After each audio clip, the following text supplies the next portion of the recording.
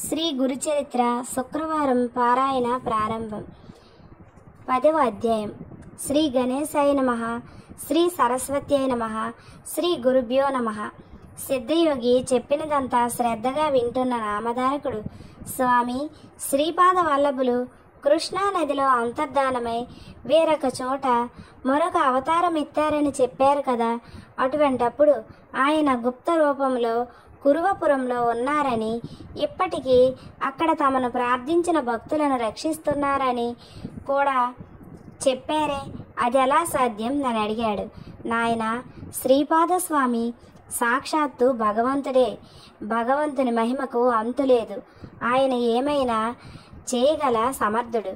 మొదట ఒక్కడుగా ఉన్న ఆయన తర్వాత త్రిమూర్తుల రూపం ధరించి వేరు కార్యాలు చేయటం లేదా శ్రీపాదులు ఆ త్రిమూర్తుల స్వరూపమే.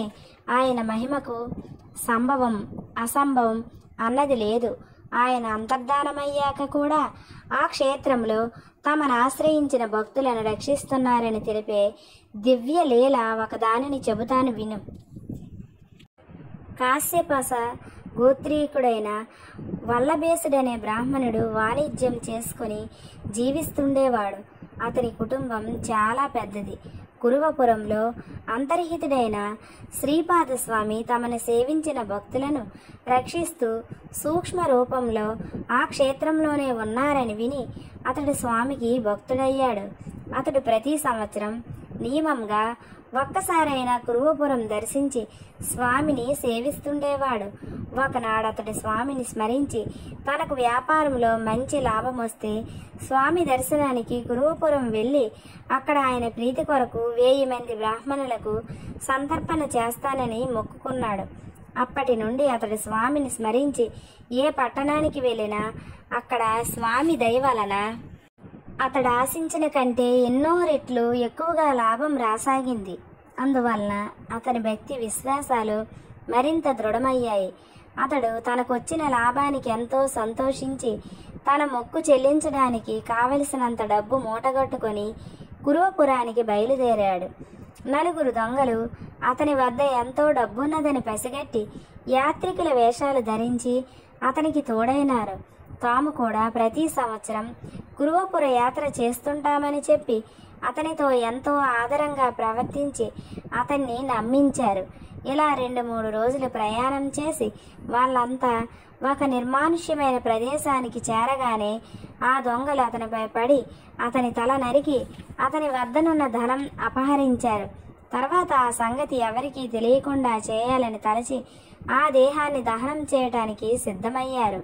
వల్లభేసుడు మరణించే ముందు చివరి క్షణంలో శ్రీపాద వల్లభ అని కేక పెట్టాడు.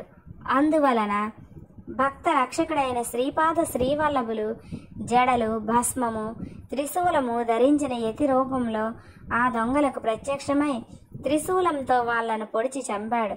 అప్పుడు ఆ దొంగల్లో ఒకడు ఆయన పాదాలపై పడి, ప్రభు, నేను దుష్టబుద్ధితో ఈ బ్రాహ్మణుని వెంబడించలేదు.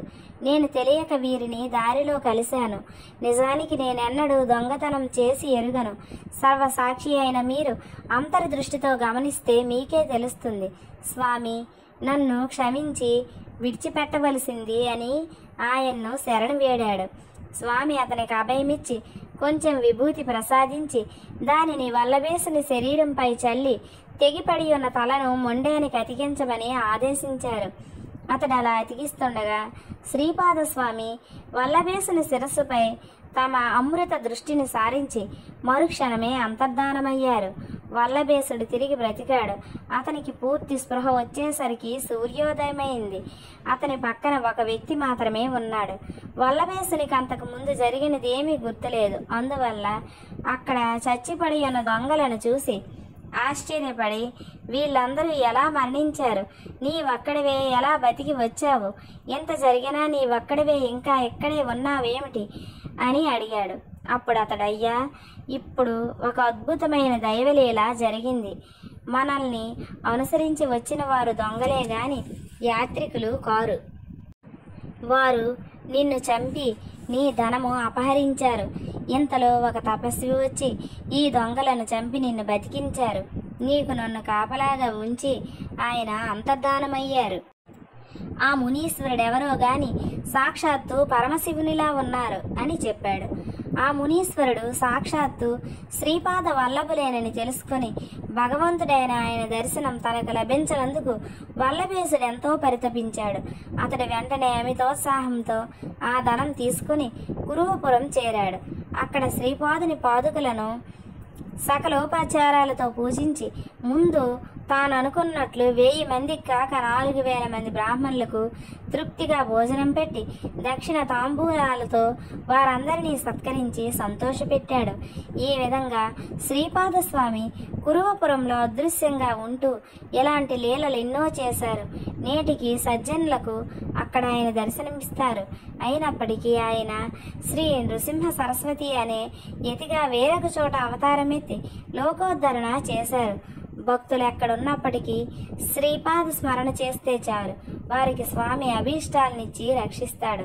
అట్టి స్మరణకు అనుగుణమైన నామం తరతరాలుగా ఇలా ఉన్నది అన్నారు సిద్ధముని. దిగంబర దిగంబర శ్రీపాద వల్లభ దిగంబర, దిగంబర దిగంబర అవధూత చింతన దిగంబర. శ్రీ దత్తాయ గురవే నమః. శ్రీపాద శ్రీ వల్లభాయ నమః. శ్రీ నృసింహ సరస్వత్యై నమః.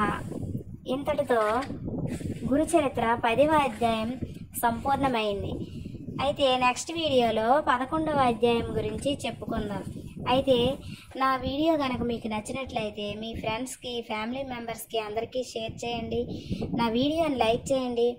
అలాగే నా ఛానల్లోని విషయాలు కనుక మీకు నచ్చినట్లయితే నా ఛానల్ని సబ్స్క్రైబ్ చేసుకొని నన్ను ఎంకరేజ్ చేయండి. Thank you friends. Keep watching.